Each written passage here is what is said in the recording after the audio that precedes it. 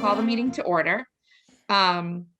Before we get started, we're going to introduce everyone on this meeting. I'm Alicia Bergeron, and when I call your name, please confirm that you can hear me by verifying that you are present. So Sandy? I am here and I can hear you. John Nickerson? Present, and I can hear you. And that would be all for commissioners tonight. Is Patrick here? No. Okay. And then we have the staff, Leah, the conservation agent. Present. And Jan Taylor, the conservation assistant. Present. And then do we still have 3 speakers for tonight? Yeah, we should. Okay, so we should have James for 29 Pullard Street. I don't see him on here. 106 Millbury Street, Wendell Phillips and Tom Schultz. Oh, we are both here. Okay, and then for 11 Wheeler Road. And you're here. Yep, Eli Lano here for the applicant. Thank you. Perfect. This open meeting of the Conservation Commission is being conducted remotely via Zoom pursuant to Governor Baker's March 12th, 2020 order as extended on June 15th, 2021, with the governor's signing of Senate Bill number 2475, suspending certain provisions of the open meeting law. Access information for the public has been provided on the town website. Please note that this meeting is being recorded. Please remember to mute your phone or computer when you are not speaking. If you are using the dial by telephone feature, you can mute yourself by pressing *6. As chair, I will introduce each speaker on the agenda. Please note that you will not have screen sharing privileges, but staff can display any visuals per your cue. After speakers conclude their remarks, I will invite each commissioner by name to provide any comments, questions, or motions. After the commissioners have spoken, I will allow public comments to be spoken by participants. Participants must use the raise hand feature by clicking the hand icon on the bottom right of the Zoom menu bar to indicate they would like to speak. If you are using the dial-in by telephone feature, please press *9 to raise your hand and *6 to unmute when you are called on. Participants who raise their hand will be recognized one at a time by their name and will then be promoted to speak. Public comments will be followed by commission and applicant responses. Finally, each vote taken will be conducted by a roll call. As a reminder, the commission is concerned with state and town wetlands and stormwater regulations. Concerns outside of this purview need to be addressed to the appropriate boards. For example, road conditions must be addressed with the select board, and traffic concerns must be addressed with the planning board. Now that the meeting is open, nothing has a specific time tonight, correct? Correct. Okay. And I just lost Sandy. Okay, Sandy, were you saying something? No, Leah answered it, so go ahead. So we'll just start with 29 Pullard Road. Yes? Sure. Okay. So pursuant to the Massachusetts Wetland Protection Act and the Grafton Wetland Protection Bylaw, the Grafton Conservation Commission will hold a public hearing to act upon a notice of intent for the construction of a single-family house at 29 Pullard Road, Grafton, Mass. Actually, hold on a second. I don't think James is still on, correct? No, he hasn't logged on yet. Okay. Okay. Sorry, that's my bad. You can do 106 Millbury, though. They're both here. Even though, so I just opened that, can I just go to open the next one? We can, yeah, you can just ask for, I'll make a motion to delay the, to delay it until whatever time, 7:15. Okay. You have Sandy a has a second? motion. Yeah. Second, John seconds. All those in favor? Sandy? Yes. John? yes. I'm also a yes, so we'll reopen that one later in the meeting. Okay, so now we'll move on to 106 Millbury Street. So pursuant to the Massachusetts Wetlands Protection Act and the Grafton Wetland Protection Bylaw, the Grafton Conservation Commission will hold a public hearing to act upon the notice of intent for the construction of a single-family house at 106 Millbury Street in Grafton. Good evening, everybody. My name is Tom Schutz, and I'm here on behalf of the applicant Wendell Phillips, and I am with Goddard Consulting. The project is for 106 Millbury Street, and we are proposing to build a single-family house on the lot at 106 Millbury Street. At the last meeting, DEP and the commission was concerned about a temporary sediment basin, and they'd like a little bit more information regarding what's going to be going into the makeup of that. So the sediment basin is essentially just going to be created using an excavator, and it's going to be a hole dug in the ground. If we could actually go to the last page of this, Jan, if that's possible. I believe that I sent you an email with some plans on it about 5 minutes ago.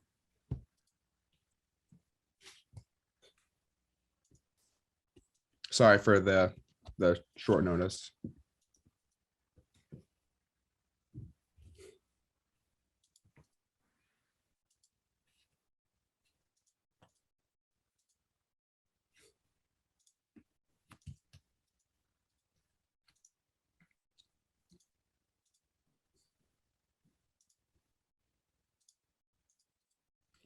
And if you could zoom into the bottom figure on the bottom right side, down a little bit more into the right, down, yep.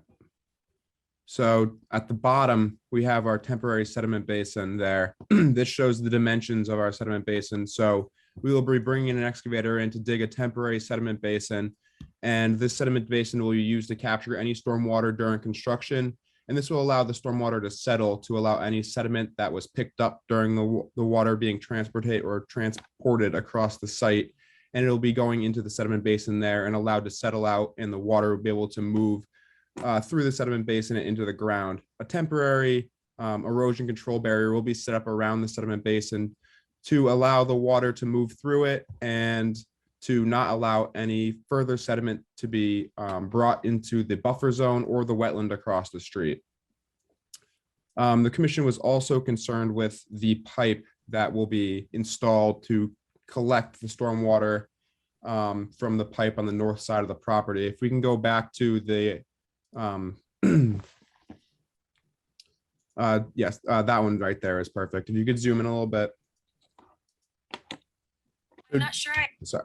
So DPW wanted access to the pipe itself in order if there was any clogs or buildup of sediment or leaves. So there actually was a manhole that was proposed on the first plan that we sent, and it's it's at the top of the pipe there. We thought that that would be the best place for the manhole to be taken or to be put to allow any buildup, or if DPW needed to access it or anything like that. That would be the best place for it too, so it wouldn't be so close to the actual house itself. We were also concerned, or the commission was also concerned with the pipe being so close to the house. The pipe in its place where it's proposed now is 5 feet from the house, and it's currently going to be constructed out of reinforced concrete piping. We were going to add a 90-degree bend somewhere out towards the limit of work, and then bring it back towards the pipe that's existing in the ground now. But after speaking to our engineer, we decided against that. By adding this 90-degree bend, that would require 2 additional structures and add significant costs to the project and significantly more maintenance. We wouldn't be able to use the concrete reinforced pipe. We'd have to use some sort of plastic at the bottom 90 degrees. By using the plastic, that's going to lessen the life of the pipe itself and could lead to further damages to the pipe itself. Instead, we just like to propose where the pipe is currently and keep it as a reinforced concrete pipe next to the house, because these pipes can be used for up to 100 years and very infrequently have any issues with them. Now I'd like to open up to the commission to answer any questions regarding what we have brought to the commission. If you guys don't mind, can I cut in here for a second? Yes. But So I talked to the DPW director about the pipe and the easement that's going to be needed. Jan, if you can pull up the screenshot that I put in Dropbox from Paul. I think the last conversation you had with DPW did involve that bend you were talking about. And it also involved a manhole in the southern part of the site. And that, I think, was the last thing he kind of weighed in on and gave his okay to. I don't know if you circled back to him when you decided against it. I don't know what his thoughts are on the straight pipe. We did not circle back to him because we spoke with our engineer and we found that this is going to, this bend here that you could see is going to require a lot more money, and it's going to be way more susceptible to bends and breaks if we use this structure here. If we just use the straight pipe that we have shown on the plan, there already is a manhole for access for DPW on the proposed plan in the first place. So there's going to be a lot more infrastructure needed, which could lead to further breakages. That's why we kept the pipe straight instead of having this green pipe as shown on the plan in front of us. Can I just have a comment on this?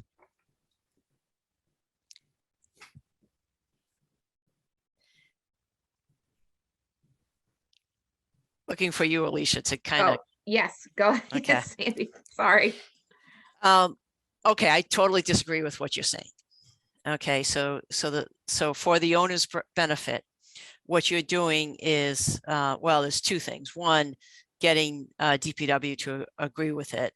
The discussion about life of pipes and all that stuff, I totally disagree. You know, between reinforced concrete pipe, you didn't even indicate it. Are you going to use a class 5 and not a class 3? If you're talking about the length of the lifespan of the pipe, you know, you do not need to put a 90-degree angle. You do not need to have two structures. You can do 45s.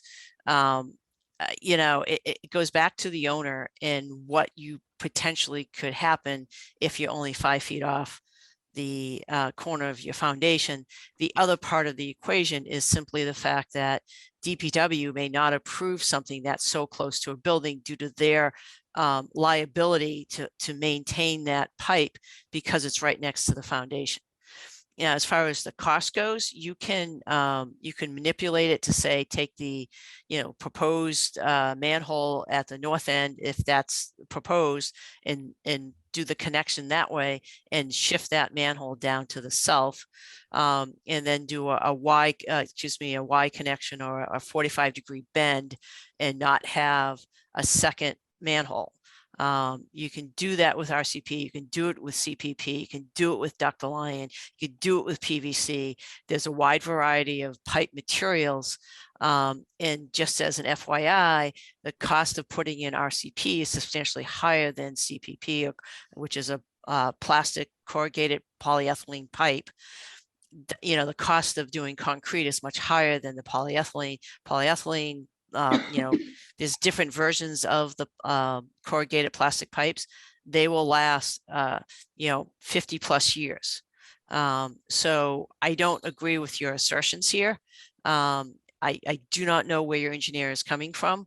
I don't know if he's just not familiar with using CPP pipe. It's the most common pipe used currently. You could have also done it with PVC and use a clean out. There's like 5 different ways you could make this work without having a substantial change to the project cost. I think it's really what we're looking at is that you have this pipe here. It needs to be in an easement. And we're just trying to accommodate that. Other than that, you know, we really don't have a big issue with this site and with this proposed house. I mean, it's fine. I mean, there really isn't from our perspective. So I guess I'm kind of confused by what you just stated, because I don't agree with it, to be quite honest. We were using we want to use concrete because we do believe that that is the most structurally sound kind of pipe. And we didn't want to have to put the plastic pipe in the ground because those do last a little bit less of time, and we'd like to have the pipe last as long as the house does. So by And putting what the plastic pipe in the ground, that's going to have a little less time that it's going to be able to survive for. Okay, so when you talk about a RCP pipe, what class are you putting in? That's something I'll have to speak to the engineer about, Okay. but we will be putting in a similar pipe to what it's already existing in the ground at this time. Yeah. So, I mean, I guess from my perspective, you know, and from the Conservation Commission's perspective, we don't have a lot of issues with this project. We really don't. What we're trying to do is make sure it's coordinated with DPW and what their needs are for the easement going across there so they can access it. Also trying to protect the homeowner from something potential.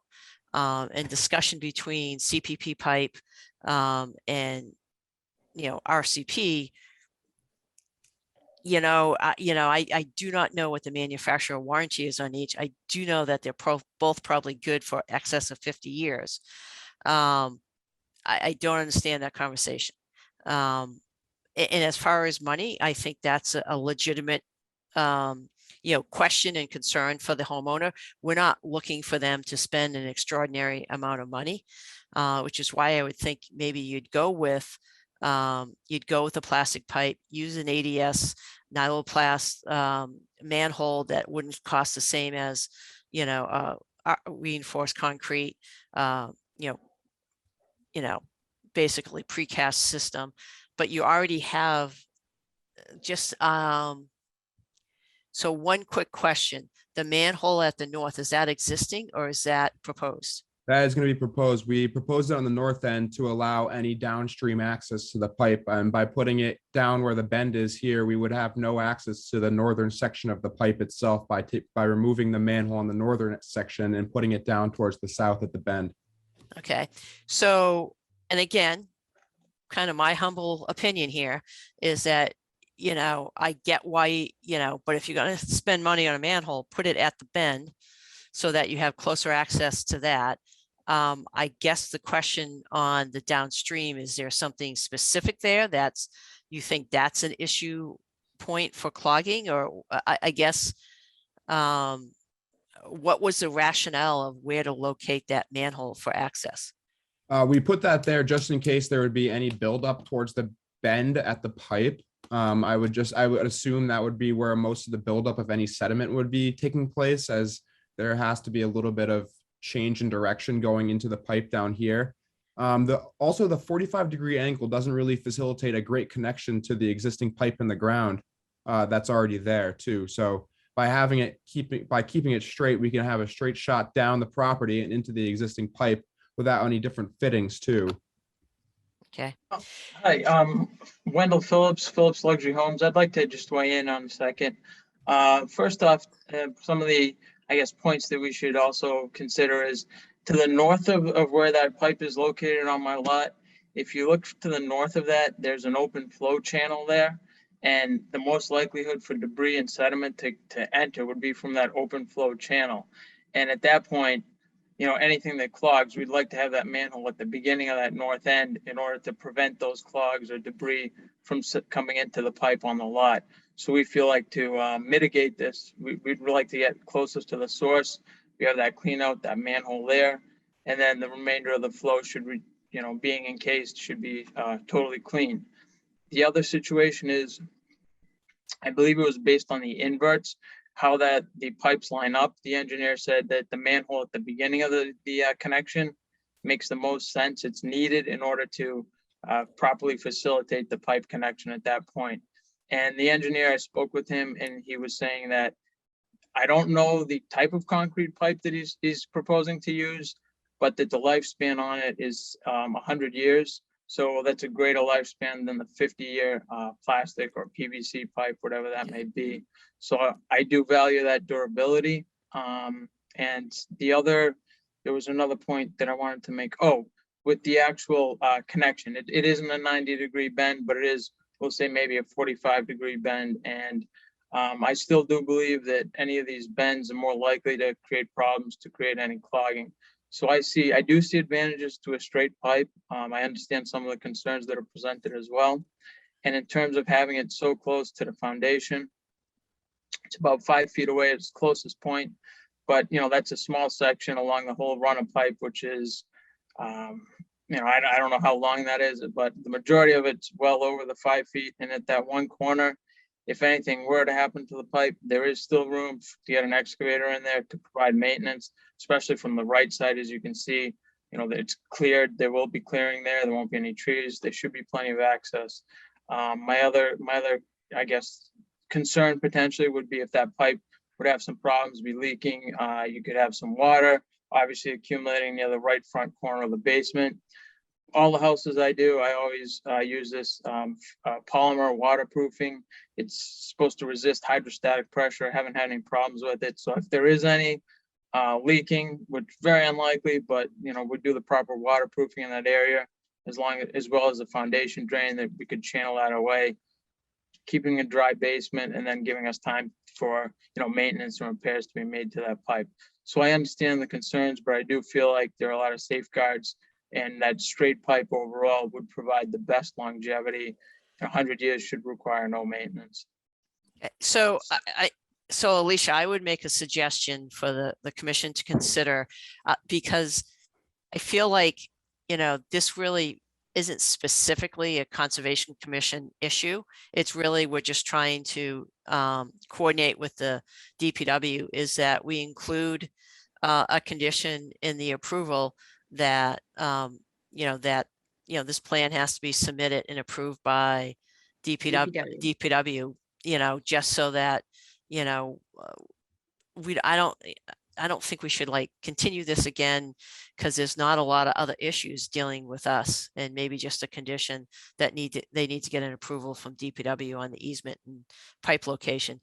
Because to be honest, if DPW says it's fine, then I'm not gonna, it's gonna be their responsibility. And if they require it to be bent, to have an angle in it, you know what, that has to do with the easement, and it's DPW that's looking for that easement for their pipe. So, Mhm. I mean, that's just my suggestion. Then you can get out of we can, proceed with the issuing of the order of conditions. Then it's Mhm. really just the condition to get it approved by DPW. So I'm not guessing what they really want. I mean, that would be my suggestion. Then I would just ask the applicant if that's something that they would be in favor of doing. I would say that we are in favor of having that as a special condition in the order of conditions. Okay. Okay. That's just a suggestion, because from my memory, there isn't anything else that we had really talked about on the site that we had big issues with, correct, Leah? I have one other note from last time, which was the confusion around the proposed grading versus the pipe invert, and clarification on that. Yeah, so that grading was just the spot grade of the bottom of the pipe itself. So that's not where the pipe starts or anything. That's not the top of the pipe. That's the bottom of the pipe where the pipe is proposed to be connected to. It's just a spot grade. It's not a grade for the rest of the property or anything. It's just for that one section of the bottom of the pipe. So the pipe has got soil all over it? Most of the pipe is covered with soil. Just the mouth of the pipe is open, and that does have a dip down a bit to Okay. where we're going to be connecting the pipe to. Yeah, and you understand what my confusion is there's no contours that show that on the plan. Yeah, the plan is a little bit skewed with the contours itself, and the grading is a little bit funky, but it is just a spot grade. The pipe is underground at this point, even though it does show the top of it being open on the Okay. plan itself. Thanks, Leah. Yep. John, did you have any questions or comments on this one? Nope, nothing, except I echo the questions that Sandy had that were answered or talked about. Okay. Do we have anyone on from the public, or is there anyone else that would like to speak? Any public comments? There are 4 attendees in the participants.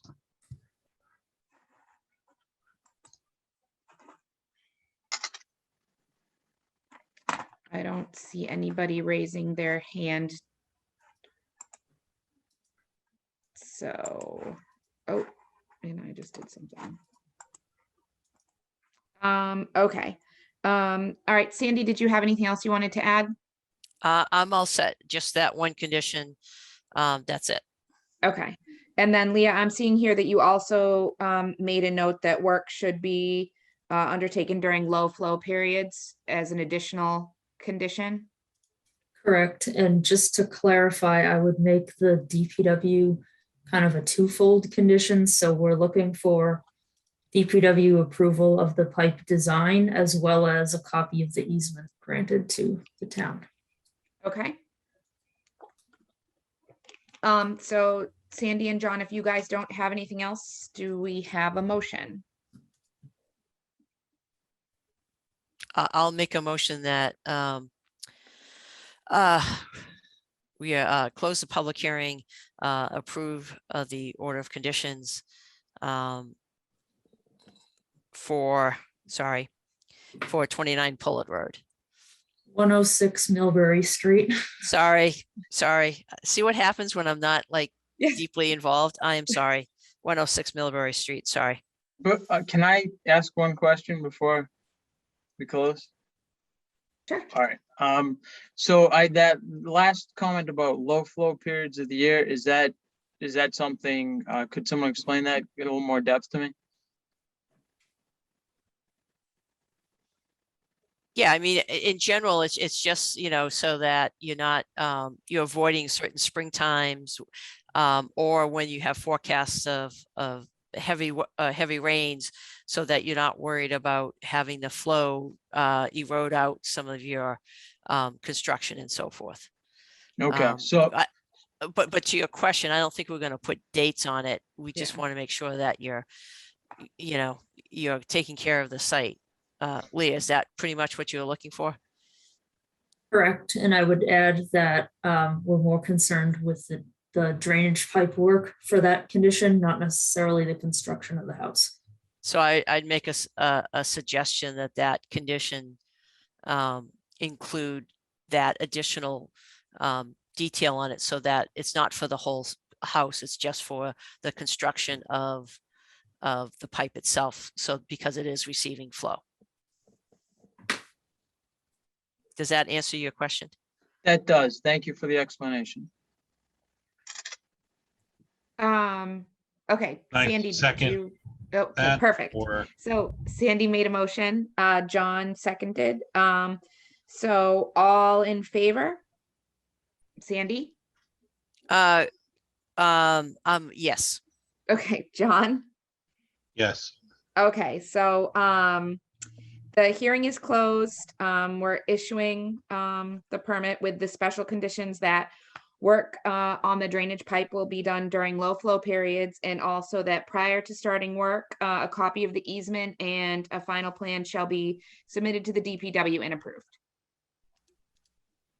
So you guys are all set. Thank you so much. Have a good holiday. Thank you, you also. Okay, Thank you. thank you very much. I appreciate everyone, and also wanted to just thank everyone at the town. I had a lot of questions when I first went into this, and everyone there was very helpful. So I thank everyone's help. Thank you for saying that. Thank you. Is the person from 29 Pullard Road here? Yes, he is. He called in, so he's one of the phone numbers. I'm gonna. Okay, let's go Love back him. to that one. So I'm going to reopen 29 Pullard Road. So pursuant to the Massachusetts Wetlands Protection Act and the Grafton Wetland Protection Bylaw, the Grafton Conservation Commission will hold a public hearing for the construction of a single family home at 29 Pullard Road. Can you folks hear me? Yep, we can. Okay, terrific.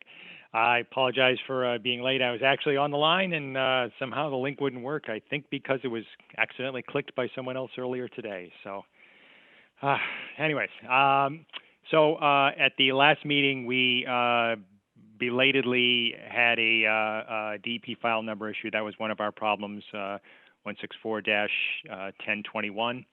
and there were some changes desired by the commission in addition to that as a problem. We sent in revised plans, which added a stone trench, infiltration trench on the, I'll say, the south and west sides of the area where car parking spaces are shown.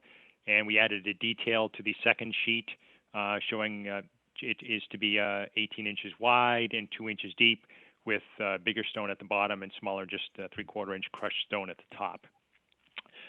We also made a couple minor changes to the construction sequence. We added another indication in the sequence of that the project wetland scientist is to be on site when excavation of the sewer connection is first to be done. We had an indication that he was to be there to supervise replanting, but we also added an indication that the project wetland scientist must be on site when that excavation is to first be done.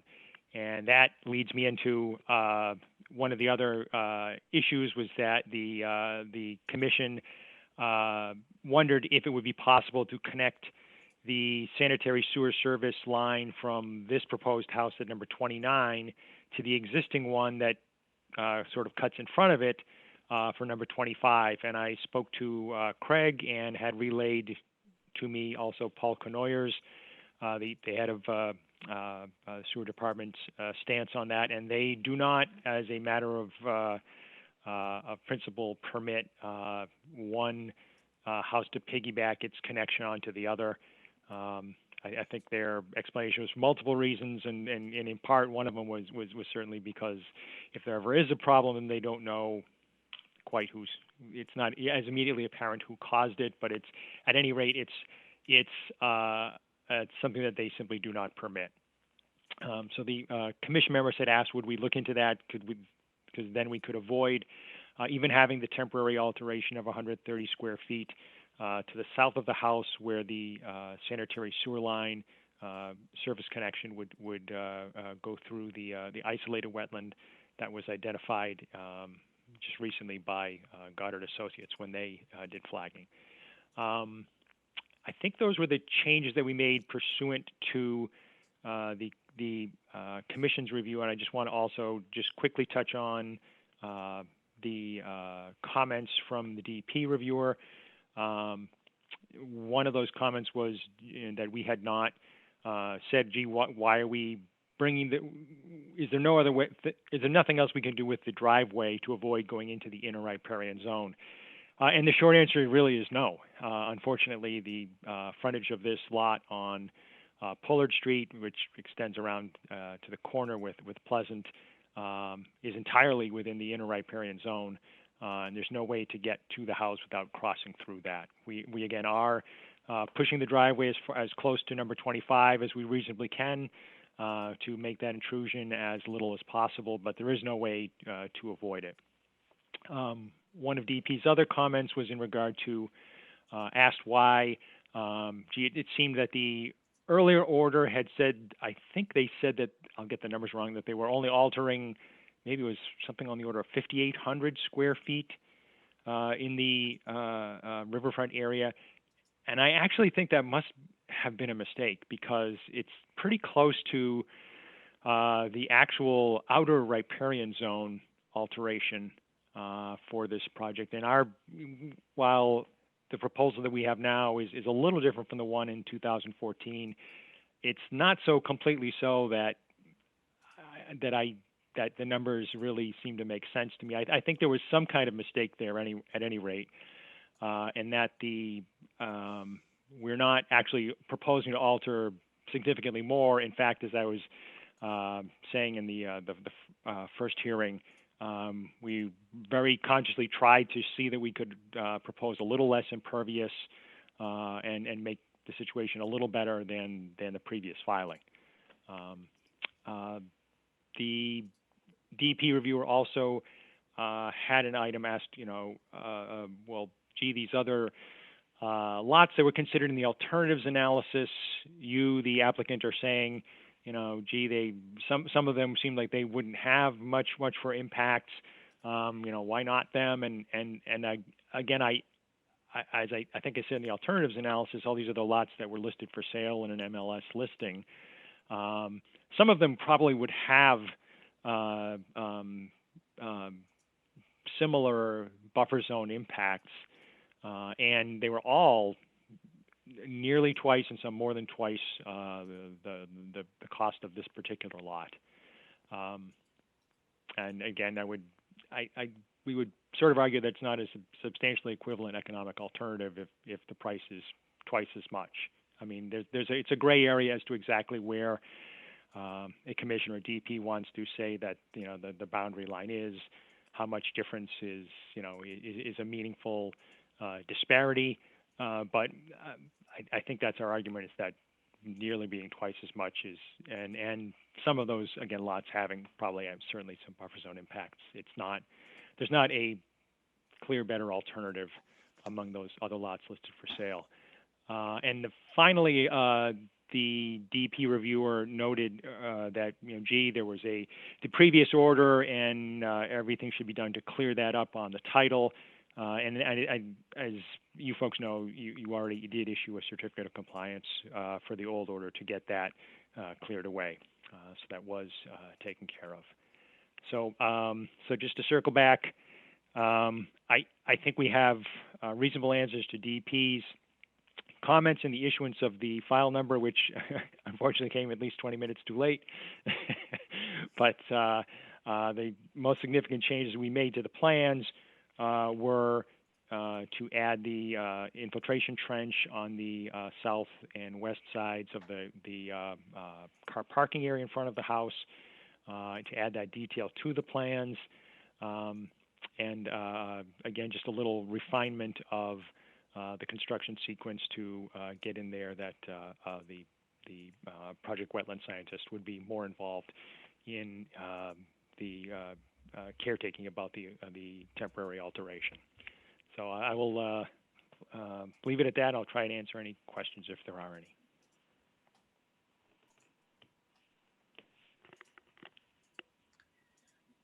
Okay, thank you. So I'll go through the commissioners and see if anyone has any questions. Sandy? No questions at this point. Okay. John? No questions. Okay.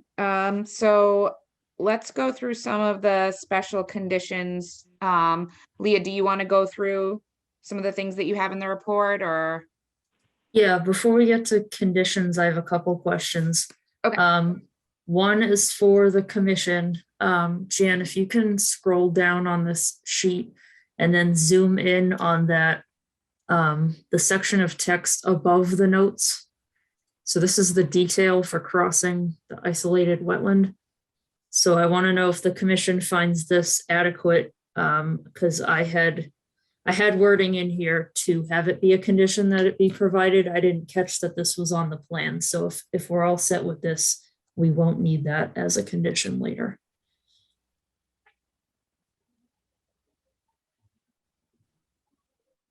I'm just looking at it. I think the only thing, can you scroll down just a little bit on it? That's it. Okay.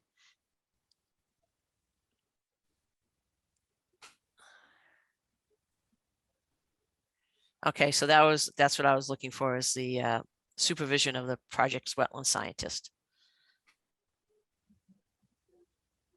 So I as long as that's in there, I'm good. Yeah, and just to make it clear on that point, in the construction sequence, we specifically called for the project wetland scientist to be there both when they are first digging through the isolated wetland to create the trench for the service line, and to be supervising the restoration of it.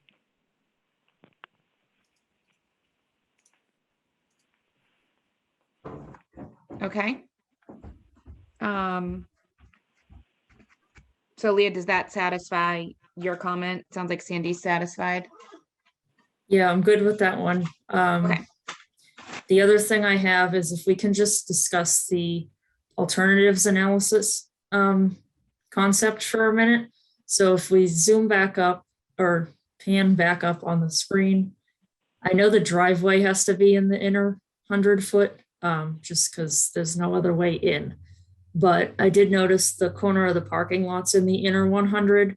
I don't know if there's any potential to shift the footprint of the parking lot to the east at all. I know in your alternatives analysis, you talked about other lots that were for sale at the time, but I don't know that any alternatives on this lot were explored. I think I'll call it the parking area. I'm trying to avoid saying the parking area.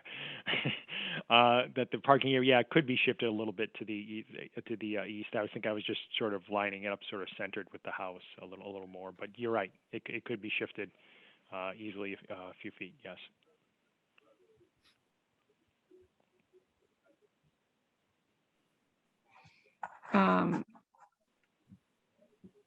Okay, Leah, does that satisfy you, or would you want them to resubmit an updated plan on that? Well, we'll need an updated plan Okay. regardless, but it's up Okay. to you guys if you're comfortable continuing this evening with a vote, and conditioning that plan be received prior to commencement of work. It's going to change the numbers for impacts though to Riverfront, so we're going to need those figures before we can start typing in an order of conditions. Yeah, this is Sandy. My take on that is because it's reducing the impacts, that I'm fine with it as a condition. And the applicant just needs to know that we need to get that. That's time sensitive to be able to complete the order of conditions. We understand. Okay.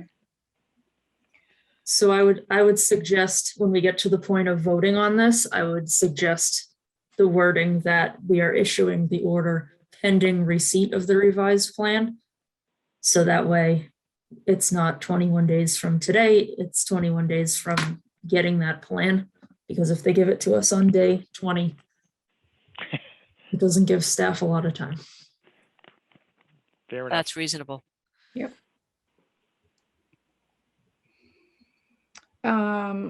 Okay, that's the special condition. We covered restoring areas to natural vegetation. Sorry, can I interject again? Yes, you sure can.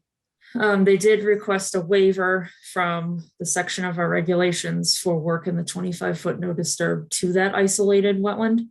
So we do need to take a separate vote on that. And then after that, I'm happy to walk you guys through the conditions I drafted. Okay, let's do the vote on that first. So we need a motion to grant the waiver. I'll make a motion to grant a waiver from section V.C.5 in our regulations for temporary disturbance within the 25-foot no disturbance. And that's for 29 Public Road. Okay. Second, Okay, Sandy motions, John seconds. Now we'll take a vote. Sandy, Yes. John, yes. and I am also a yes, so that waiver is granted. All right, if you guys are ready to go through conditions, I can take you through those. We can skip over the first one because that was about the detail for the crossing that we talked about a couple minutes ago. Yep.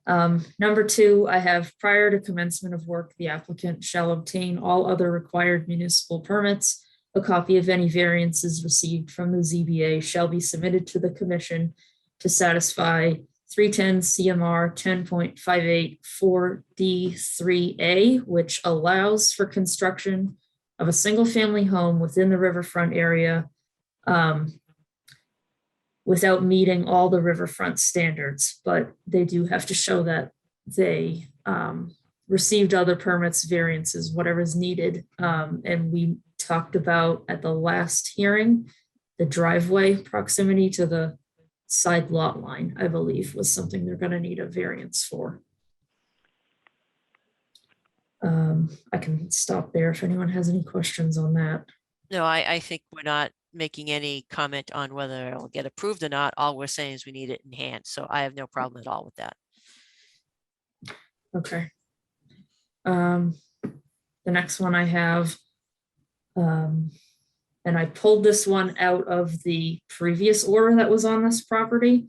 All areas currently disturbed within the riverfront area beyond the limit of work shall be restored to natural vegetation. The applicant shall submit a planting plan for approval by the commission prior to the restoration work. So you guys can weigh in on thoughts on that one. I think it's good to be consistent from the previous order. Yep. Okay. Additional disturbance or alteration is prohibited within the riverfront. This condition will be ongoing. And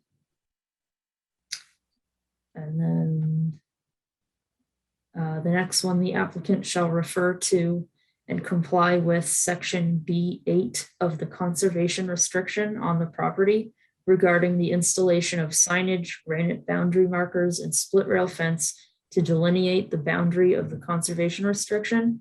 Signage shall note both the boundary limit of the CR as well as the protected no disturb riverfront area.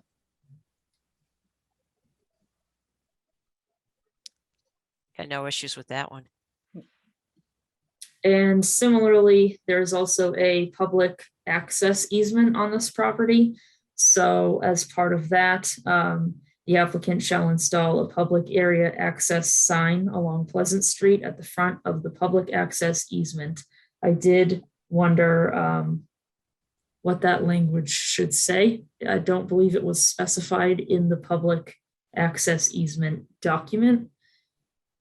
Probably just something along the lines of public access easement. I don't know if anyone has any suggestions to make it any clearer for folks. Yeah, I mean, I don't know of any particular wording other than the requirement to post it that there is public access at this point. Okay. I guess the only And- other thing I would add is if there's just to give the applicant a sense of, how big a sign are we talking about? It doesn't have to be a billboard for sure, but it, needs to be able to be read. But I don't know, Lee, if you've got any suggestions on that, what we may have at other locations. I would think this one could be similar to the rules signs that we post at our conservation properties, which is it's bigger than a sheet of paper, but I don't think it's fully like an 11 by 17. It's somewhere in between. Okay. Just to the applicant, does that give you some guidance on kind of what is meant by the signage? Sure, that's fine. We can definitely, I mean, we'd probably just shoot for something along the 11 by 17 size. And I mean, I can't be any problem if it's slightly larger than what you're suggesting is a minimum acceptable. So that shouldn't be a problem. Yeah, and I would agree with you. Larger is not a problem. It just can't be, 2 by 2. That's all. Yep. And just for clarification, we're talking about the public access sign. The other signage I mentioned for the boundary of the CR and the boundary of the riverfront area, those would be our small medallions. And we lay out the specs for those in the conditions. Mm-hmm. Understood. Okay. Do any of the commissioners have any comments on those conditions? Sandy? Made all mine. I'm all set. Okay, John? Nope, no comments on those conditions.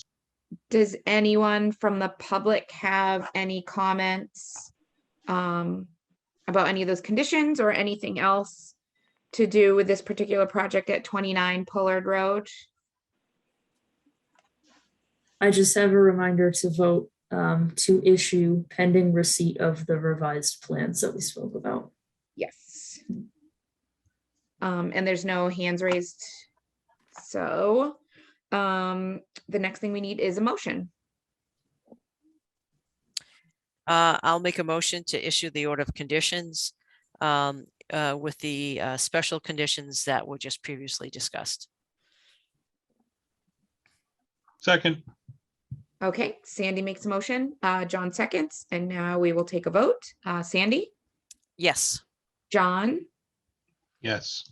I am also a yes. So this is good to go pending the conditions and the submission of the revised plans. Thank you for your time, everyone. Thank you for your consideration, and Merry Christmas. You too. Thank you. Thank you. Okay. So now we are on to, we'll continue the hearing for 179 and 183 Upton Street, it looks like. Correct. So pursuant to the Massachusetts Wetlands Protection Act and the Grafton Wetlands Protection Bylaw, the Conservation Commission will hold a public hearing to act upon the notice of intent for the construction of single family houses at 179 and 183 Upton Street. And it looks like the applicant has requested a continuance to the January 4th meeting.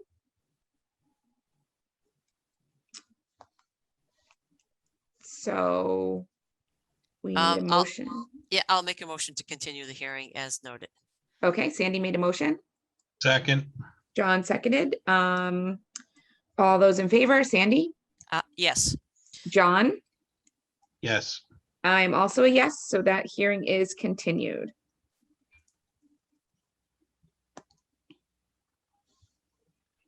Okay.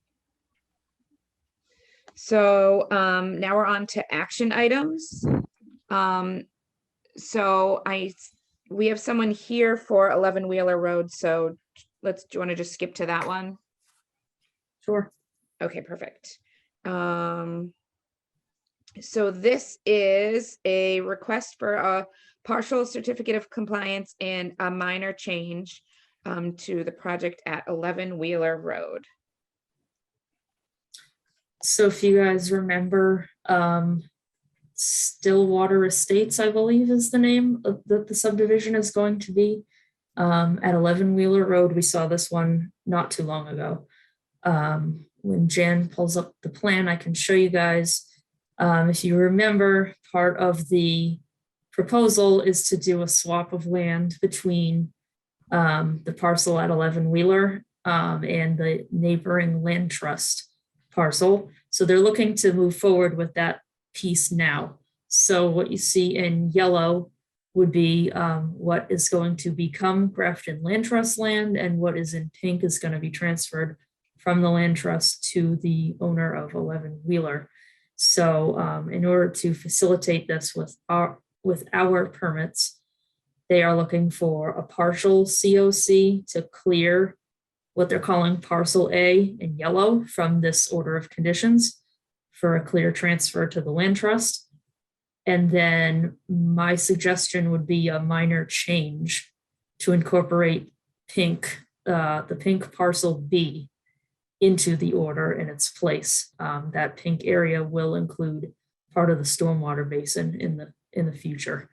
So that was the path I see forward for this. You guys can let me know if you agree or not. We also have Eli Leno on the line if you have anything you'd like to add. Thank you, Leah. Again, Eli Leno from Primer, Piper, Eggleston, and Kramer. I'm the applicant's counsel on this project. Stan McGriff is on the line as well, and I think they've called in. I wouldn't be surprised if Lisa McGriff is on as well. This project was designed to have this land swap, as you can see from the approved subdivision plans. And as Leah ably stated, we're just trying to get to this next piece. The Grafton Land Trust will have this piece of land that's closer to their existing path over by the water, and our drainage basin that's been designed in this way will then be owned by the applicant. So I think it's an even swap right down to the square footage being the same for these two parcels. And again, I'm hoping that this is a pretty straightforward request. And as Leah said, we are certainly willing to have the new piece that the McGriffs will buy brought into the existing permits and order of conditions. So thank you. Okay, it sounds pretty straightforward. Sandy, do you have any questions? No, I don't. Okay, John, do you have any questions or concerns? No questions, no concerns. Okay, I don't know if there's anyone still on in terms of the public, but I'll give them a second to, looks like there isn't. Yep, there is. If anyone in the public has any questions or concerns. Doesn't look like anybody's raising their hand. Okay. So in that case, we would just need a motion if we want to move forward. I'll make a motion to approve the minor change and to issue a partial COC for that land swap. Okay. Sandy made a Sec- motion Second, and John seconded. So now we'll take a vote. Sandy, Yes. John, you're muted. yes. Okay, and I am also a yes. So that is good to go. Thank you very much. I appreciate you taking the time to do this. And then again, want to thank Jan and Leah for helping us with the applications in terms of what we needed to file. So hope you all have great holidays and New Year, and we'll see you at some point next year. Thank you. Thank you. Thanks. Thank you. Okay. So do we want to do the meeting minutes next? Just because we'll start at the top of the action items now, because I don't think anyone else is here for anything. Go for it. Okay. Did everyone have a chance to look at the minutes from the last meeting? I have no comments or recommended changes. Okay, I have no comments either. Same. Okay, so we just need a motion. I'll make a motion to approve the meeting minutes. Second, Okay, Sandy made a motion. John seconded. So now we'll take a vote. Sandy, Yes. John. yes. I am also a yes. Meeting minutes are good to go. Next up, we are moving on to the request for a certificate of compliance for 11 and 13 Potter Hill Road. This one's not ready to go yet. I don't Okay. have confirmation that their no disturb signage is in place. I didn't spot it myself. I was told that pictures of it would be forthcoming, but we don't have them. So I would just recommend rescheduling this to January 4. Okay, do we have to do anything to reschedule it, or? I think to be consistent, we usually do a motion. Do a motion? Okay, I'll make a motion to take no action on the partial certificate of compliance. Do we need to indicate that it is getting pushed to 1-4 or no? Did I miss You know, something? and it will be discussed at our next meeting on January Okay. 4th. Yeah, that's fine. Second. Second, okay. Sandy made a motion, John seconded. Now we'll take a vote. Sandy, Yes. John. yes. I'm also a yes, so that is good to go. The next one is the request for a certificate of compliance for 244 Worcester Street. So And this is, oh, sorry, go ahead. No, I was gonna say, it looks like we're still waiting for quite a few things on this property. Correct. They didn't come in till 5 p.m. tonight. I haven't had a second to look at it. So again, Okay. January 4, please. Okay, Sure. I'll make a motion to take no action and for this to be brought up and discussed at the January 4th public hearing. Second, okay, Sandy made a motion, John seconded. Let's take a vote. Sandy, Yes. John. yes. I am also a yes, so we will revisit that at the next meeting. Okay, now we're into flower farming at Pell Farm. Yeah, we had a phone call come in inquiring about the potential to farm flowers at our Pell Farm property. You guys probably remember this used to be the Christmas tree farm. The lease on the Christmas tree farm just ran out a year or two, maybe 3 ago. So we just hit the end of that. This woman was interested in all 3 fields that we currently have. None of the 3 fields, though, would be agriculture ready. We have one that we mow now, but we're mowing around existing Christmas trees. We have another that is very overgrown and kind of past the point of being able to be mowed. And we have a third that could be mowed if we wanted to smooth out the mounds from the rows of Christmas trees. She also mentioned wanting to have a retail establishment in our existing parking area. If you guys are familiar with the property, that would be the grassy field that DPW has kept open for us, where one of the 2 property signs is on that side. So I am not exactly sure where we would go from here, but before I dug deeper into that, I wanted to gauge the commission's interest in this proposal.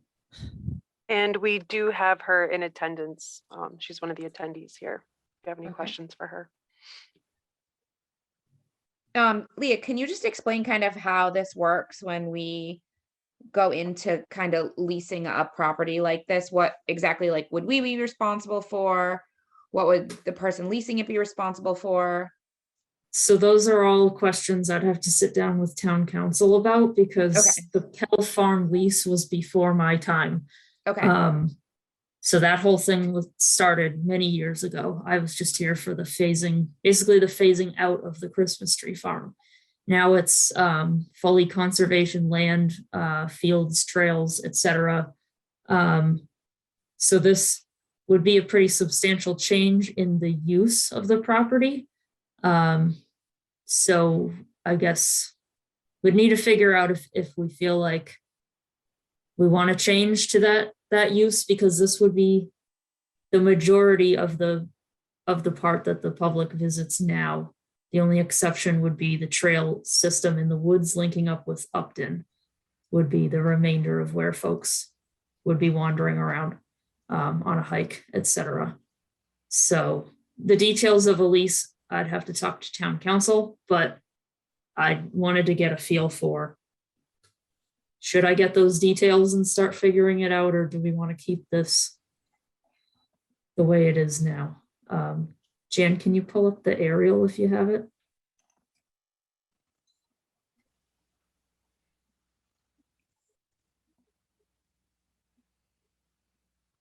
So just as a little recap, Pell Farm is the blue outline, as well as the southwestern green outline. It's not the one with the blue X. That's private property.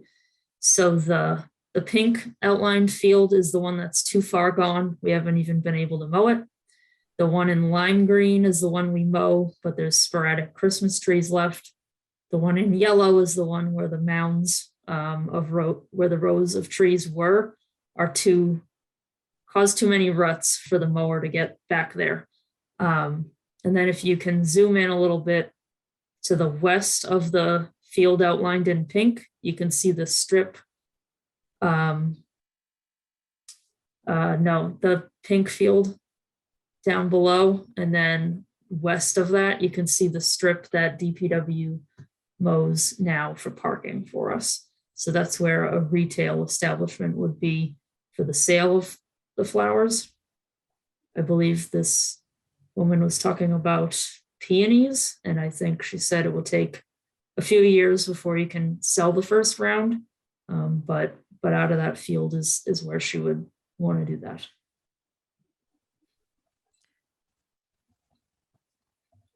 I guess kind of my gut reaction is that I would be interested in, finding out more and figuring out if it could work. It would be nice to, have it kind of maintained as active, and the fact that as an active agricultural, and the fact it's for flowers, I just don't know enough about that to make any determinations. I also think the way I think it's one we should discuss if that's the appropriate thing to do. And then I would think that we'd want to do an RFP for that. Like, you know, and, you know, with this person expressing interest in it, can certainly, you know, cater to that type of request. But I think there has to be I would think there would have to be some sort of public process to get this done. And I don't really know what the details of that would be.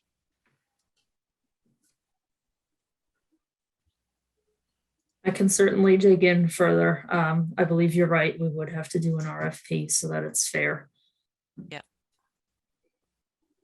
I just would, my concern is like, if we go in this direction, what would our responsibilities be? What would their responsibilities be? That's what the RFP would What spell would out. be, okay, yeah, so It would include everything from insurances to like, if you have retail, then it has to meet zoning. Although I don't, to be honest, I don't know enough about, you know, this location and what's allowable in agriculture, and make sure that's,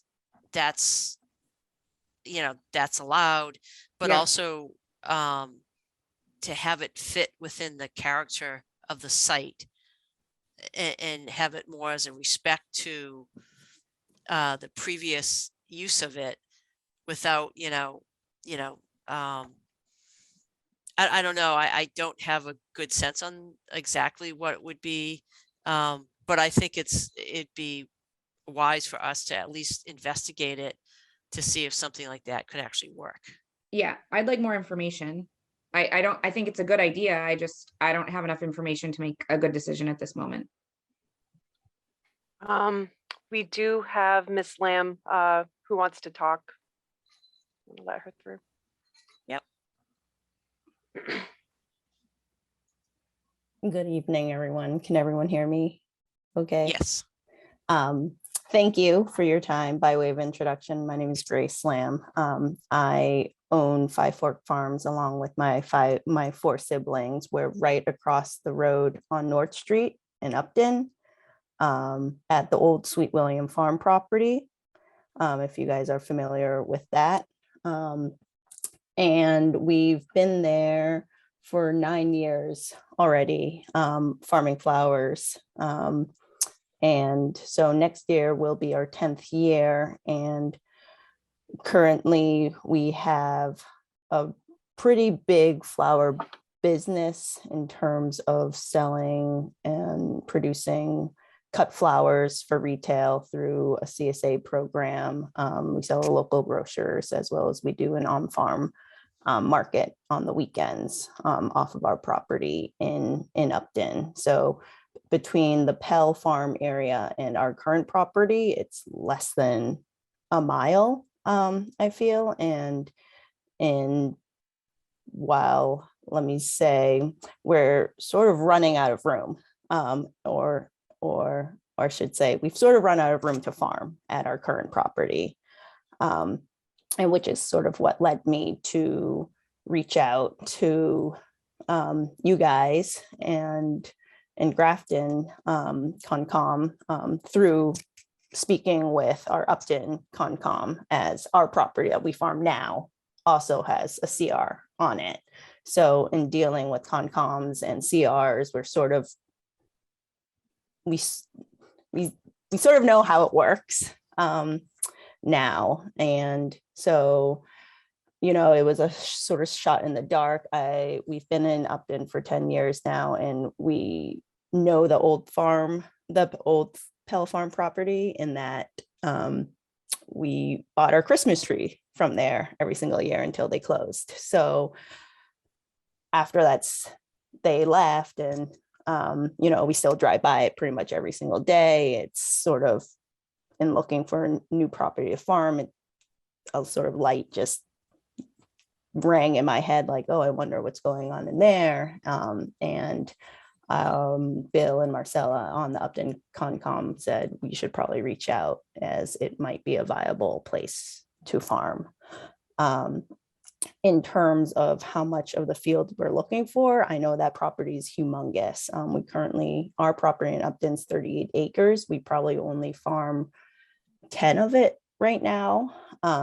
the other part of the property closer on the Grafton line, on Grafton roadside, is a little hilly, so not the best place for agricultural crops or in terms of using mechanization whatsoever. But you know, in terms of like a whole vision for the property, I believe Pell Farm was like 100 and some acres. Will we come in and farm the whole thing right away? Like, probably not.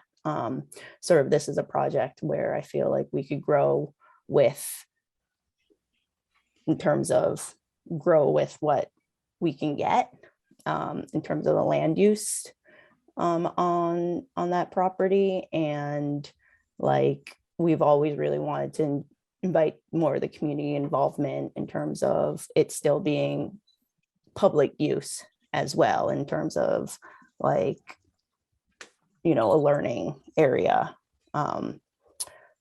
for that.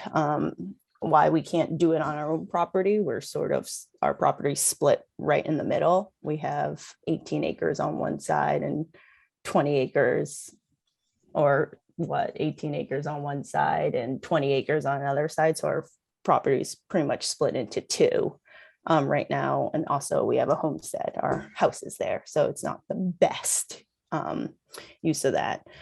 So I was just attending the meeting, see if you guys had any questions about sort of our operation. I feel like we're not new anymore to town. We're sort of started from ground zero 10 years ago. And now, you know, it's just trying to keep up with demand. And so we need to grow more in terms of needing to grow more flowers. We need to find more places to plant and cultivate. So yeah, I can answer any questions if you guys need. Sure. I mean, obviously, this would be something that would take a lot more research into it. And as I said, I would be interested in exploring it. I'm just curious if you take any approaches to your farming, if you're, I don't want to use the word organic, but you know, concerns about pesticides and just the methods that you would use to just generally, you know, to grow. And yeah, so forth. we're not certified organic. That being said, we grow with using every single method that is, we could apply for organic certification if we wanted to. So yeah, we do not use pesticides or anything that's not OMRI approved. Yeah, and down the road we'd have to get into that, but I don't think we would specifically look for you to do something like that. We would be more like what the restrictions are, so we don't, you know, just, you know, as you probably know, a former, you know, Christmas tree farm or other like orchards and stuff comes with its own set of problems, but from past agricultural use. But I don't know, I'd be curious what the other commission members feel about one of our properties and being used in this way.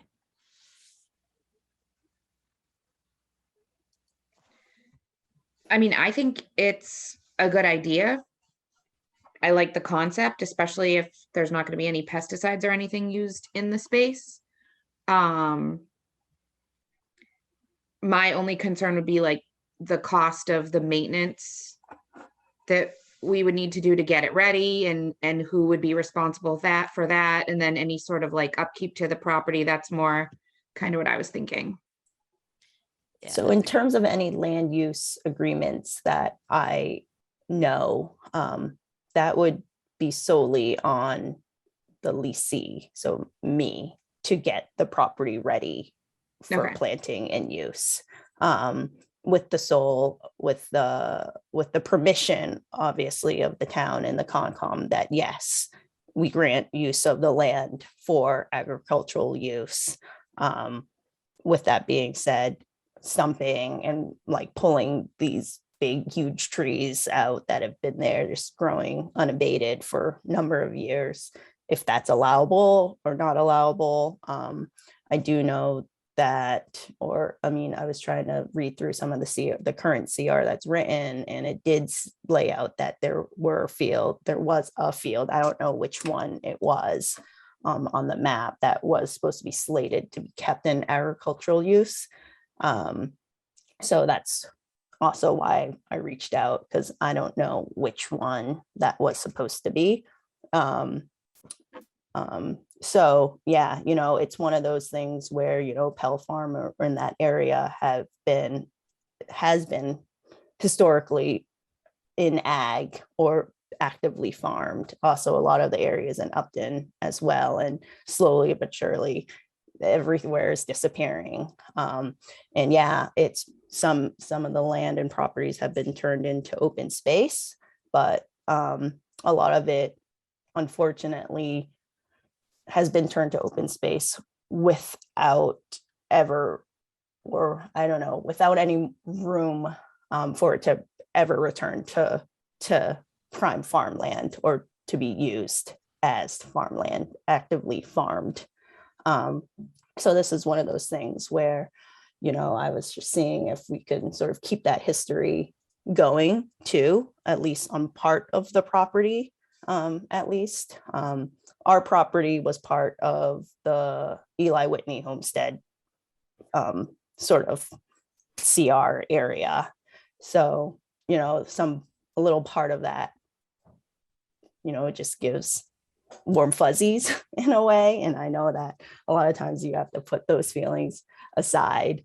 But, tradition and, just keeping land in farmland has been super important to us. But yeah, in terms of your question of like whose job or cost it is to maintain, yeah, that'd be my job. And in terms of keeping the fields, whatever the fields that are under agreement, if it's mowing, they get mowed. Because I know once you stop mowing around your field edges, that everything just creeps in about 10, 15 feet a year. And it, things get easily out of hand real fast. My other question would be, Leah, there's no structures currently on that property, correct?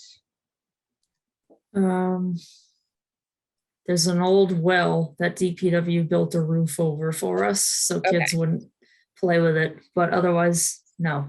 Okay, so then, yeah, my only other question would be regarding it says you wanted to set up a retail store. Yeah, in terms of that, I don't know how long that will be. We currently sell out of our farm property right now, but it's clearly undersized, and due to our own CR, we don't have the ability to expand that space. So I was thinking if we could sort of move it, and what that means in terms of moving it, I don't even know what structure. It could be a temporary structure, or if it needs to be something bigger, I was thinking of a place where it could be like a community, a place for, I don't know if even the Grafton town or what wants it, but that's such a great property to have even like a learning space, a community space acted on. So yeah, again, the project could get as big as anyone can dream of, but in the interim, it could just be, a trailer that we pull up from our farm to that site during the season. And then after the season closes, we just pull it back to the farm. Okay. Yeah, I'd like to get some more information, Leah. Personally, I think this is a good idea. It sounds reasonable to me. I'm for it, but I don't. Sandy, John? I think it's keeping part of Grafton's history alive, and it's a creative way of looking at. We have a lot of conservation areas, and this one happens to have some maybe not active but previously active agricultural land, and it might be interesting to explore being a little creative with it.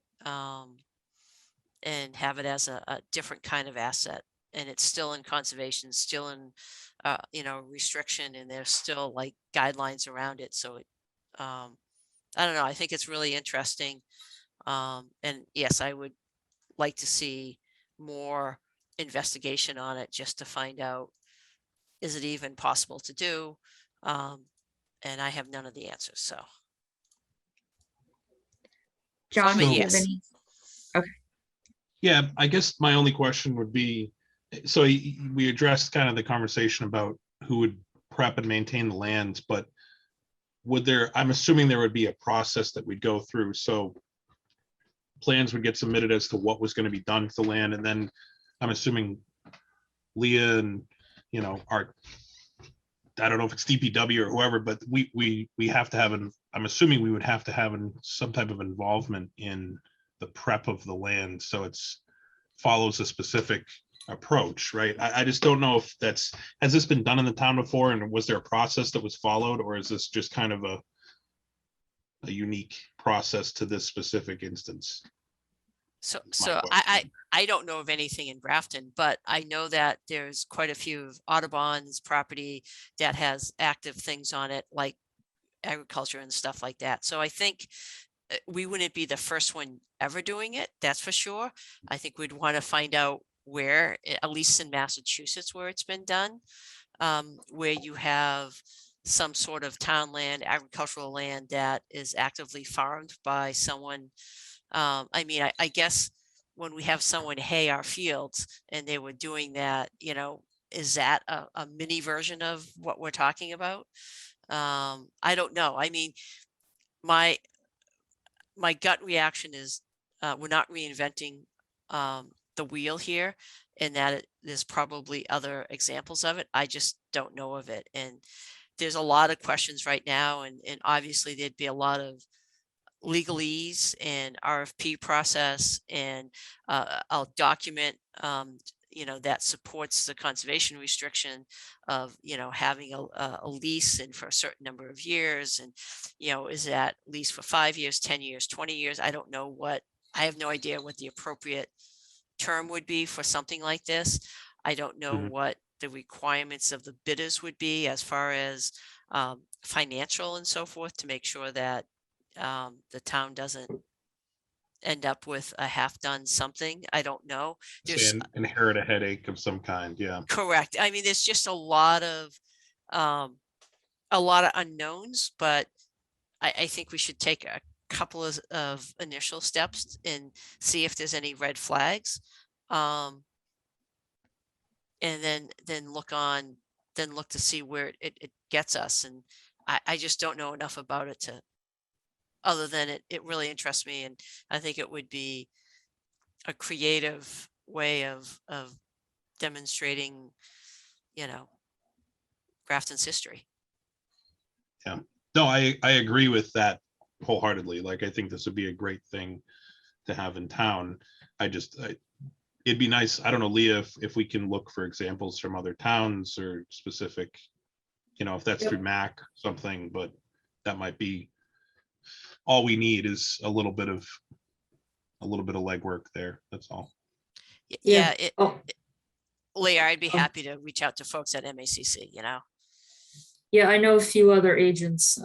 Jan and I were actually recently on a webinar about conservation land maintenance, and several other towns talked about farms, agreements that they have to have farming on conservation properties.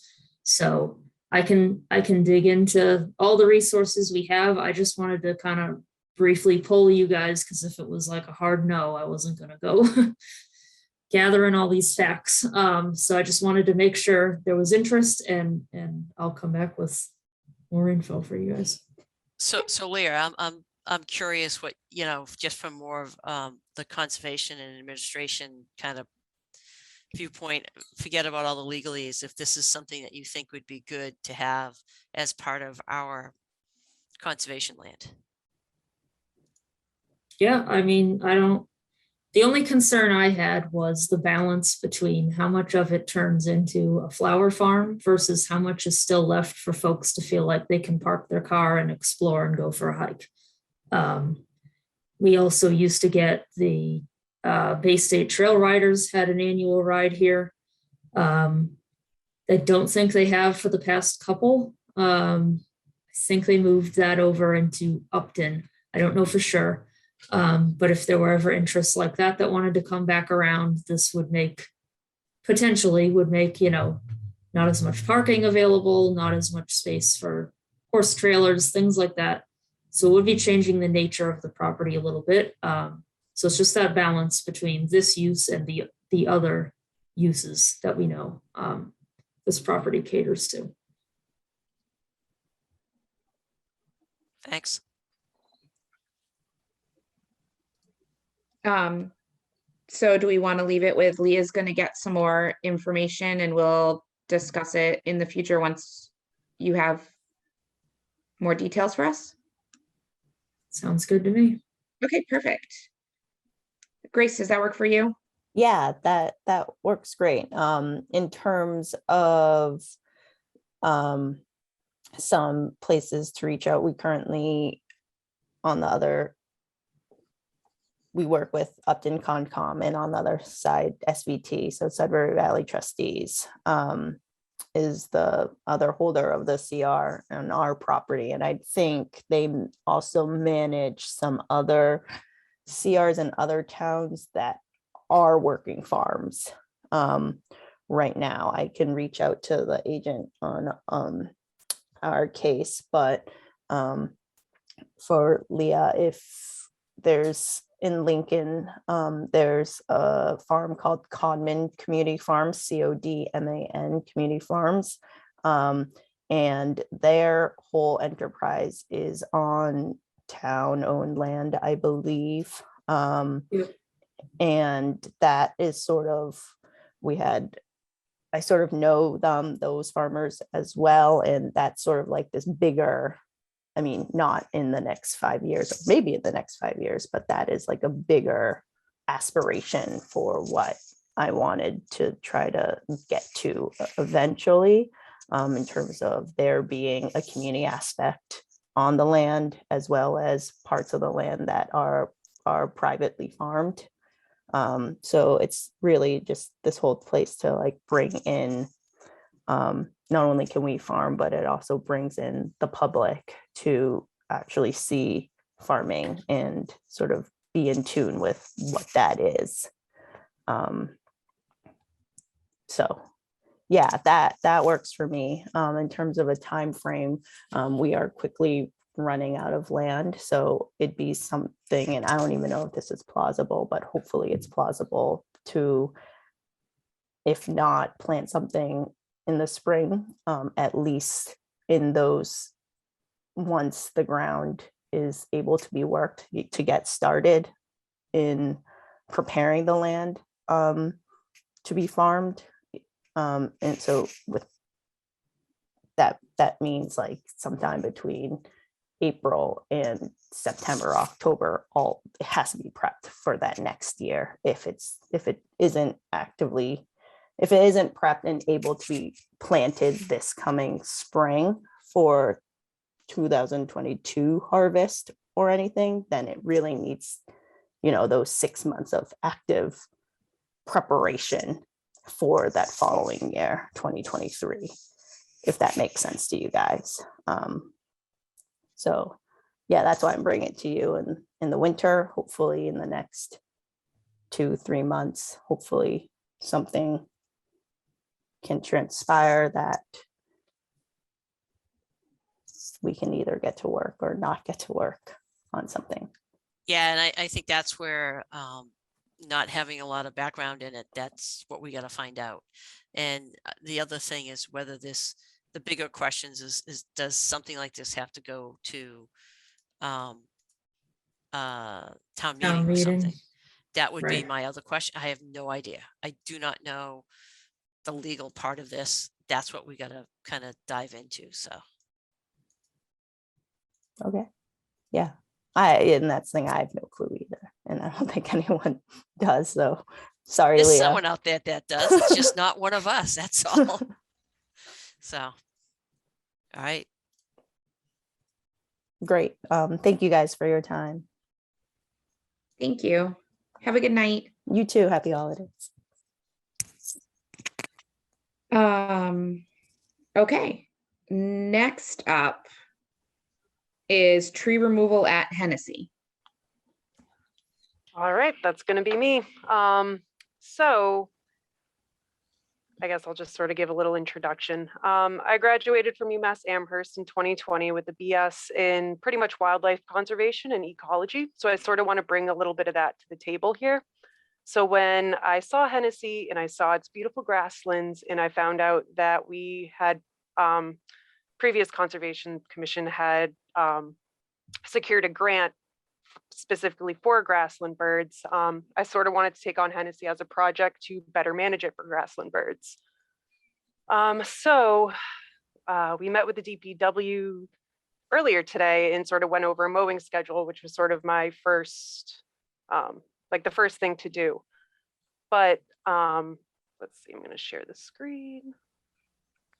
One of the best things that we can do for the grassland birds, and this is going by the best management practices for grassland birds from the Audubon Society. So I looked at this, and this is just for municipalities and people paying specifically. But one of the best things to do to better manage the habitat for the birds is to remove trees. Because you can sort of see in this picture down here that this green area is the potential breeding area for grassland birds. So they won't breed down here and they won't breed down here because there's not enough buffer between the edge of the field and the potential breeding habitat. So that brings us over to Hennessey. Here's an aerial of Hennessey, and you can sort of see that we have all this acreage of grassland. But with these Hold on. fingers of It's stuck on your PDF. oh, okay. Thank you. Let's see.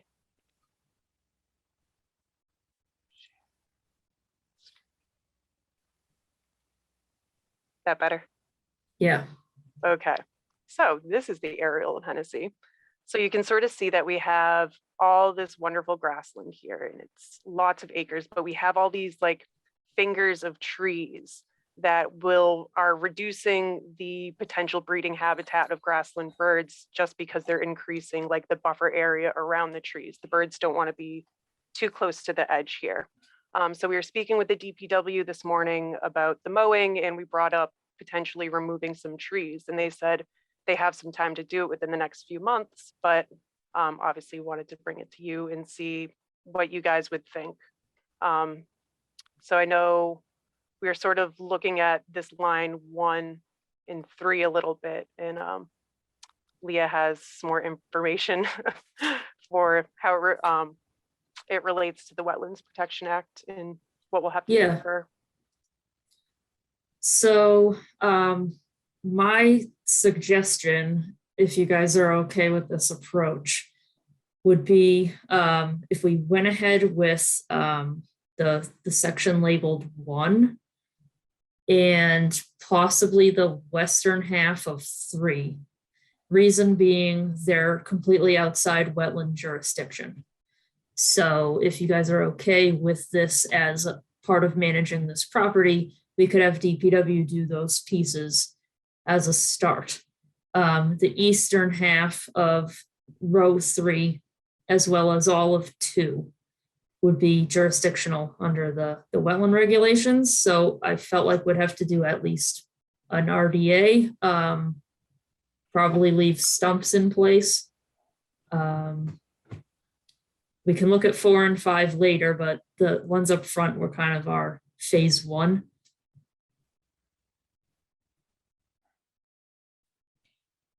Yeah, I guess that was my biggest question, was what was in jurisdiction and how does that, and how would you just do that as far as not being a conflict of interest? But to your point, you're staying outside jurisdiction, correct?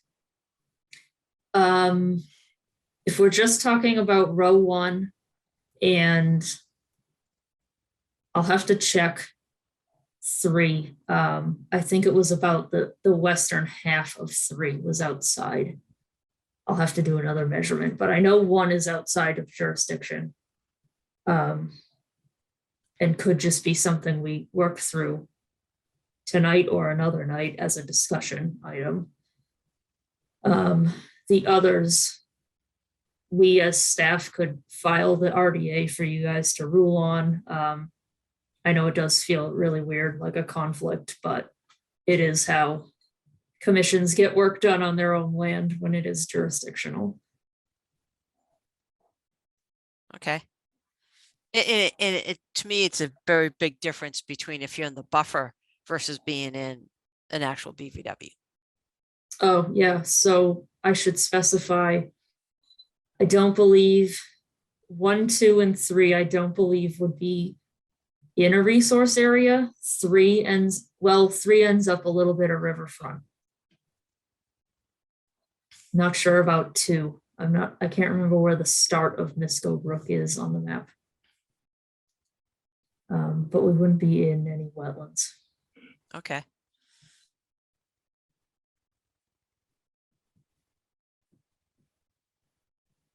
I'm okay with starting with 1 and part of 3, and then moving forward, like you said, if we want to.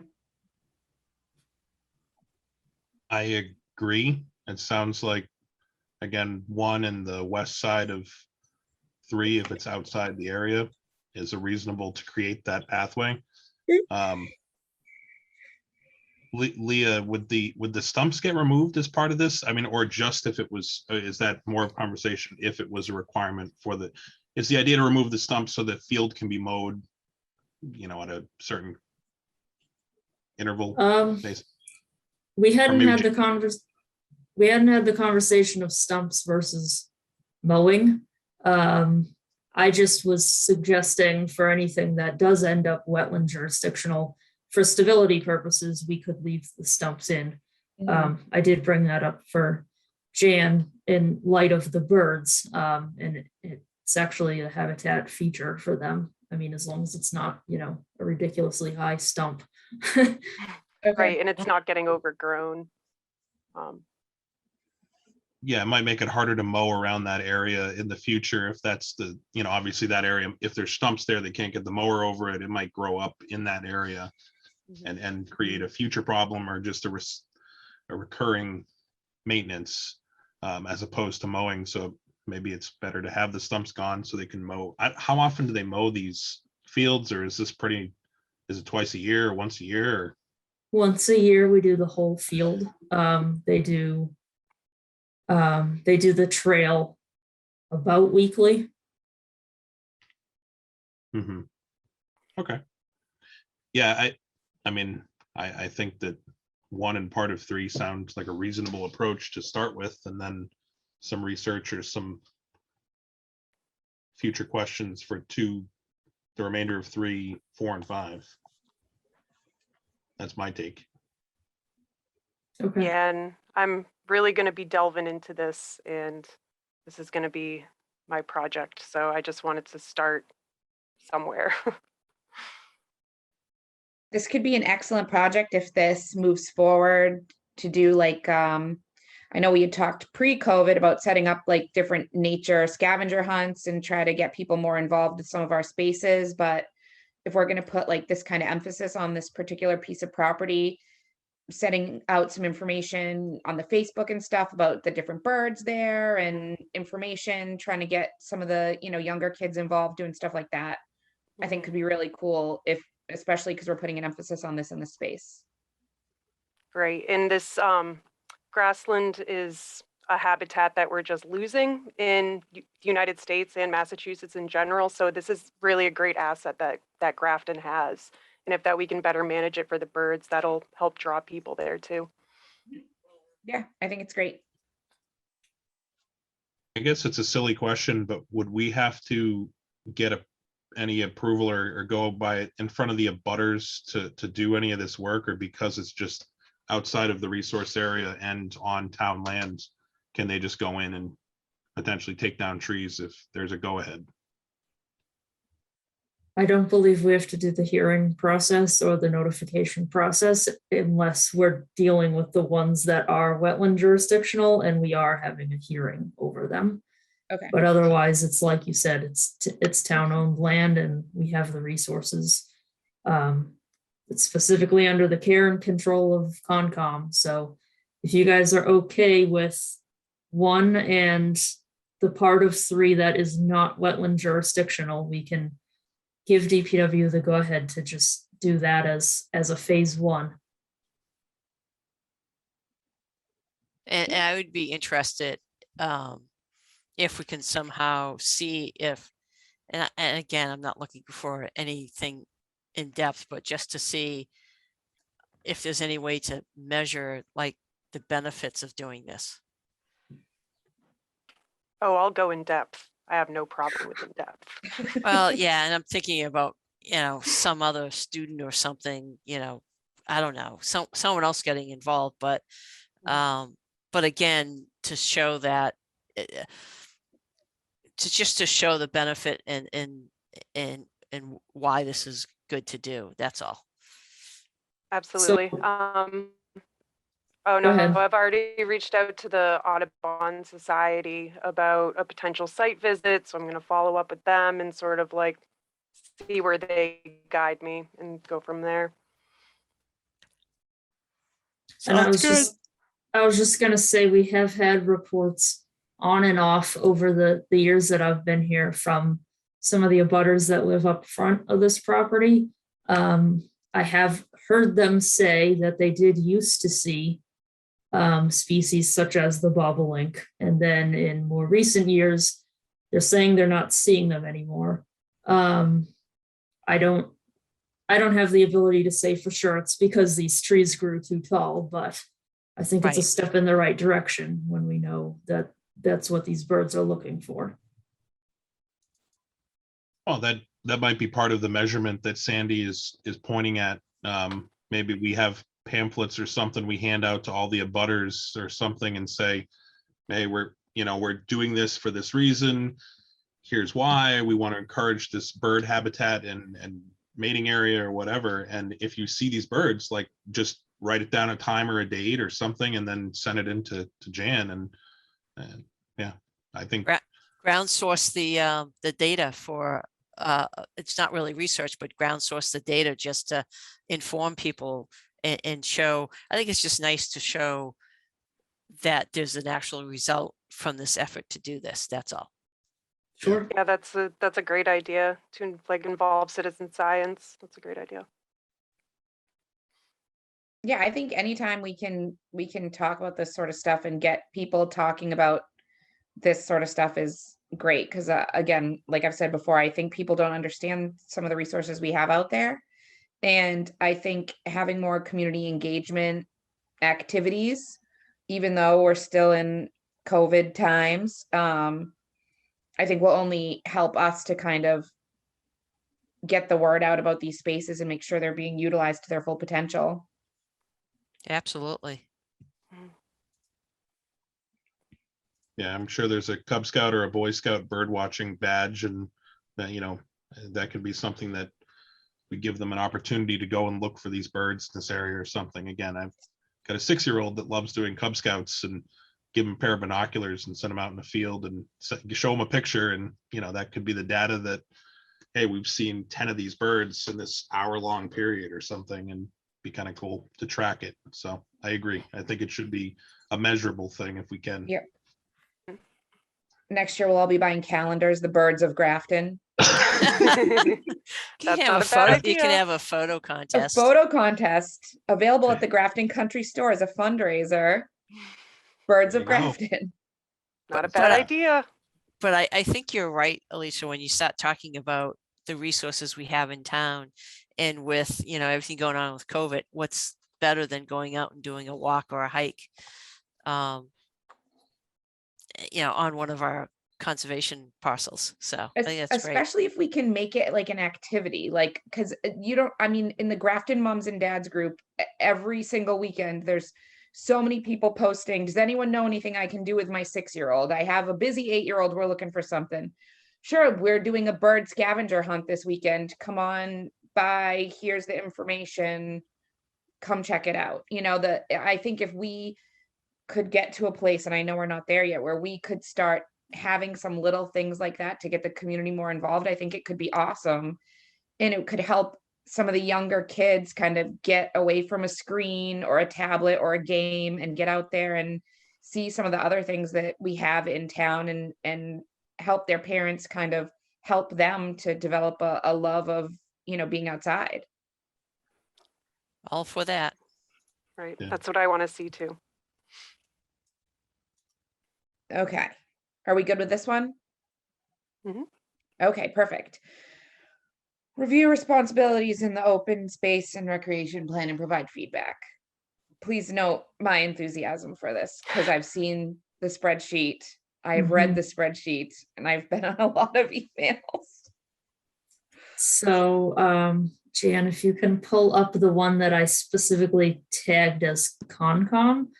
In the open space plan, they put together a chart for each board, committee, department, etc., and then listed the tasks that they hope that entity takes the lead on or takes a supporting role on. We ended up with 7 pages. Yeah, they think that we have a lot more time and Yeah, people that have time than we actually do. correct. I took a look through. I mean, I think it's all stuff that we agree with, the message of it. It's just whether or not we have the time and resources to dedicate to it. But they are looking for some feedback from anyone that they did flag in this table. So if you guys have had a chance to take a look at it and you have any thoughts, let me know. If you haven't been able to yet, just please do so and let me know what you think. Can you send a request back to them to ask them if they can prioritize and not have everything as an H? Yeah, so it does drop down as you taper down here. Yep. It's a lot. When I say prioritize, I mean Within the them. category. Yeah. rank them like 1, 2, 3, 4, 5, and not, Okay. So, yeah, and I have not looked at this in any detail. I know we all have constraints in our time. And again, it's probably not a bad thing to do. It's just, I want to be realistic about expectations. That's all. Okay. I mean, the other thing too is once they do that, we could look at it. And if anyone is personally interested in anything, I would love to do more community involvement stuff with getting the kids involved, like we were just talking about. Personally, that interests me. I could get my son involved and make time for it, for that sort of stuff. But there might be something that individually we might be passionate about, which might help move this along. But I'm on this committee and it's a lot. Very ambitious. And just to circle back to, I think 2 meetings ago, we talked about that they were looking for a trails committee to be formed as well. I did circle back with them about that. I explained we don't have the resources to do that right now. And I did explain that on the staff level, we have plans for things upcoming. We already have trailblazing materials. We're looking into GIS software. Jan comes with GIS knowledge. So we're going to be looking to map the trails. As you can see, she's taken on Hennessey as a little project for habitat management. So there is stuff that on the staff level, I made them aware that we're doing under the direction of you guys on the properties that are specifically Concom properties. Just to explain that, it's not stagnant over here, and we're doing what we can with the time and the budget that we have. I didn't hear anything back, but I did just let them know that that's where we stand. And I left the invitation open for, if they have, there were a few things for a trails committee that are more like overarching longer term planning type projects. And I said, you know, we still would want to be a part of those conversations if it's something they can bring to a Concom meeting. We're open to those conversations. And yeah, I think that was it.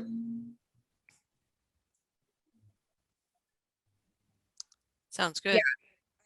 Sandy, can we have them rank them by number, and then maybe we as a commission could set some goals and say, okay, in 2022, we want to try to get these 5 things done, and 5 might even be ambitious depending on what the year looks like. But at least then we can measure and achieve some goals, hopefully, and keep Yep. their expectations reasonable in terms of what they're going to get out of us. And Leah, I'd like, yeah, if you could, if you and Jan could just put a list together, because you guys have actually done quite a bit. I mean, we hear it here and there, and sometimes it's good to put it all together, from as simple as actually purchasing the weed whacker, weed hog, or whatever it's called, Yeah. to mow. I mean, it sounds simple, but it solved the problem, right? And just some of the other things, you know, and it doesn't have to be this like long report. I'm just looking for like a bullet list and what our goals to go back to Alicia's, what our goals are, because I think we'd like to do a lot, but I just want to be realistic on what we can do it. Sure. I'd be happy to put together a list of what we've done. Yeah, no, I hear it, but until you put it all together, you don't quite realize it. And I think that's always a good practice to look at, especially year end. So. Sure. And just as another one of those tidbits for you guys, I do have DPW looking into building us our first Trailhead kiosk. Would be looking to put that first one at Hennessey, since we've been making so many improvements over there. I sent them some photos of what it will look like, and they're gonna quote out the price for us and spec it out and get to work building one, so that, you know, down the line when we have a nice big map, we can put that on one side, and the other side can talk all about the birds that you might see when you're out on Yep. your walk, all kinds of stuff like that. And That's then cool. hopefully this will be the test run, and as long as it comes out great, we can have them replicate it for the other properties as well. Yeah, and it's great that they're supporting us too, which is cool. Yeah, they do a lot for us. It's really awesome. All right, and that's something else that's nice to, maybe even on our website, it's to do like a little thank you, because, you know, Yeah. municipalities sometimes get a bad rap, and I think it's nice to point out there's all this other stuff going on that's good. Yeah, I agree. Cool. And that concludes the agenda. Correct. So did I win the ugly sweater, since I'm the only one with an ugly sweater on? You did. My You hat made did. my head itchy, so I had to take it off. I'll put it back on to adequately say Merry Christmas. There we go. Oh, I'll make Um, so we have one motion left. We do. I'll make a motion to close the hearing. Second that. Okay, so Sandy made a motion and John seconded. Let's vote. Sandy, Yay. John, Yes. and I am also a yes, and we have concluded for 2021.